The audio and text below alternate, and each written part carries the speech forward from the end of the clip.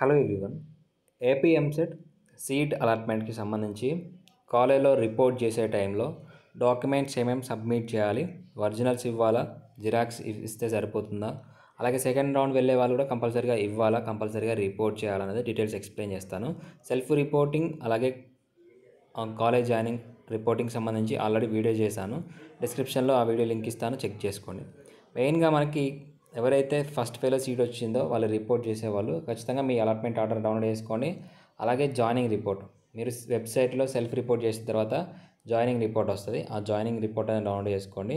దీని తర్వాత మీరు మనకి యాక్చువల్గా అలాట్మెంట్ ఆర్డర్లో only joining order, allotment order రెండు మాత్రమే సబ్మిట్ చేయమని ఇచ్చారు. సో కానీ కాలేజెస్ వాళ్ళు ఏం చేస్తారంటే ఇంకా కొన్ని డీటెయిల్స్ అనేది అడుగుతారు. ఎంసెట్కి సంబంధించి hall ticket, EAMCET rank card, అలాగే బీసీ, ఎస్సీ, ఎస్టీ వాళ్ళు ఎవరైతే ఉన్నారో వాళ్ళకి సంబంధించి క్యాస్ట్ సర్టిఫికేట్, జిరాక్స్, ఇవన్నీ చెప్పేదన్నీ జిరాక్సే. నెక్స్ట్ ఓసీ వాళ్ళు ఎవరైతే ఉన్నారో ఈడబ్ల్యూఎస్ సర్టిఫికేట్.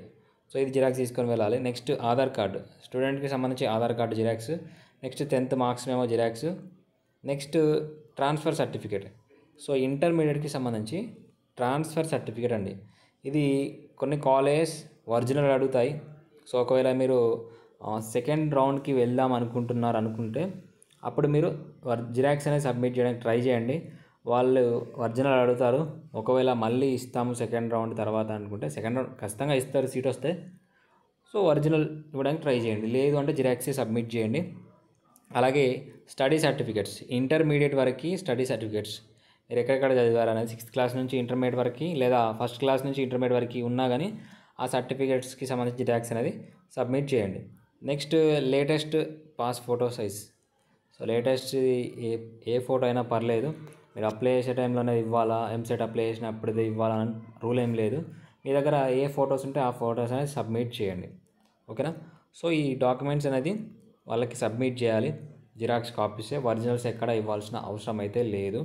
అది కూడా ఫైనల్ రౌండ్ అయిపోయిన తర్వాత ఒరిజినల్స్ అడుగుతారు.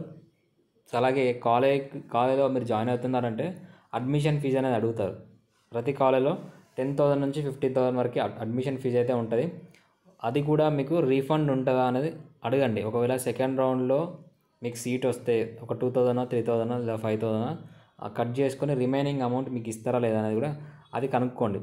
ఓకేనా. సెకండ్ రౌండ్లో మరి సీట్ వస్తే ఎలా అనేది కూడా కనుక్కోండి. ఆ ప్రాసెస్ ఎట్లా అనేది తెలుసుకున్న తర్వాతే ఆ ఫీ పేమెంట్ అనేది చేయండి. మీకు ఒకవేళ ఆ కాలేజ్ నచ్చకపోతే రిపోర్ట్ చేయకపోయినా పర్లేదు. అంటే మీకు ఖచ్చితంగా సెకండ్ రౌండ్లో సీట్ రాకపోతే ఖచ్చితంగా ఫస్ట్ ఫేజ్లో సీట్ కావాలి అనుకుంటే రిపోర్ట్ చేయండి.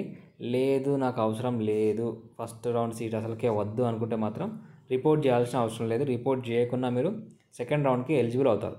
ఓకేనా.